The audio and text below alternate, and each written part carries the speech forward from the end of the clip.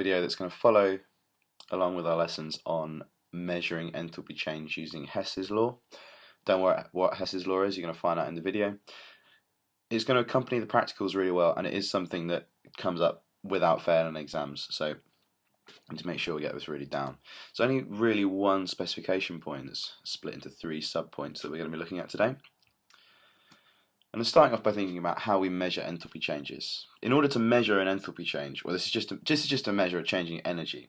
To measure the change in energy that a reaction has pushed out, you need to be able to measure the change in temperature of a known mass. That M is the known mass and the delta T is the change in temperature. We were looking at reaction in solution. It was quite easy because it was in water. We can measure the mass of the water by looking at its volume. We can measure the temperature with a thermometer. But that's not always possible. This right here is the simplest way, the simplest experiment for measuring the enthalpy change for a burning reaction. Is dead easy. You can get quite a nice thermally insulated area. You can get heat going straight into the beaker. I mean, you will lose some heat to the surroundings, but you're checking how much energy is produced when this fuel burns. It could be ethanol or something like that, and you're measuring that by seeing how much it heats up some water in a beaker. Excellent experiment, really easy to measure, and that will give you the delta HC as in the standard enthalpy of combustion. This is the one we did. You have an insulated vessel, you stick your reaction mixture in, you put a thermometer in it. It's a little bit less good because burning does give off so much energy that it gives such a big delta T that you minimize the error. But what if we can't measure it? So thankfully there's a thing called Hess's Law, which is that the energy change for a reaction is the same no matter which route you take. Before we even look into what that means, it's pretty obvious, isn't it? In a reaction you go from a set of chemicals which are your reactants to a set of chemicals which are your products.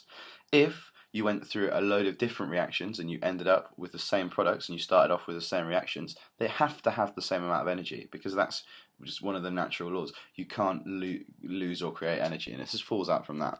So let's say I wanted to know what the delta HR is for this oxidation of carbon monoxide.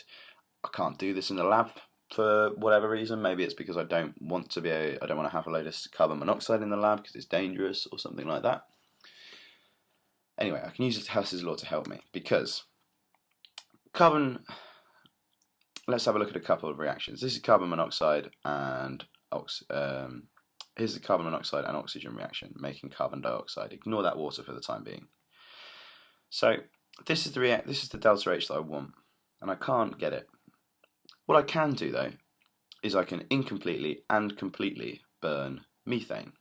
If I burn methane completely, I get CO2 and water, and if I burn it incompletely, I get carbon monoxide and water and a bit of oxygen left over. Now, in going from here down to here and going from here down to here, I've made my reactants for the reaction I want, and going from here down to here, I made the products for the reaction I want. So this step change is going to be the same no matter what. Whether I go from via carbon monoxide, then oxidize it, if I go from this position down to here through these 2 steps, it's going to be the same energy change as if I go straight there. So if I know the energy change for this and the energy change for this, the energy change for this is quite simply this subtracted by this. And you can see that it's minus 283 kilojoules. I think the energy level diagram shows this really nicely. Let's look at some different examples. I think this is quite an abstract one. So when both the reactants and the products are combustible, that means that they can be burnt in oxygen. So in this reaction we've got ethene reacting with hydrogen to form ethane. If I react ethene with oxygen, I'll form carbon dioxide and water. I'm going to call this delta H1. It's a delta HC because it's a delta H combustion. This number's probably in a table, but it's easy for me to measure using the experiment I showed you earlier. I can do the same for hydrogen and I'll form water. So now from burning the reactants, I've formed 2 molecules of carbon dioxide and 3 molecules of water. And I've used 4 molecules of oxygen. I can do the same to the products. I'll use 4 molecules of oxygen and I'll form 3 molecules of water and 2 molecules of carbon dioxide. The same thing. Not massively surprising because I've got the same atoms on either side. Now this is where things get quite clever because we've got 2 ways of getting from here to here. Okay? I can either go around, I can go straight from the reactants to the CO2 and the hydrogen by burning the reactants, or I can react them and then burn them, and I've made the same thing. So I've got two loops, haven't I? So delta HR plus delta H3 is going to be the same as delta H1 plus delta H2, which means I can rearrange to find delta HR. I use the ones that I've found already. Now, whenever you're answering these sort of questions, make sure you label all of the enthalpy changes that you're using, and don't sub the numbers in until the very last point is my pro tip, because sometimes you'll have to change the quantities.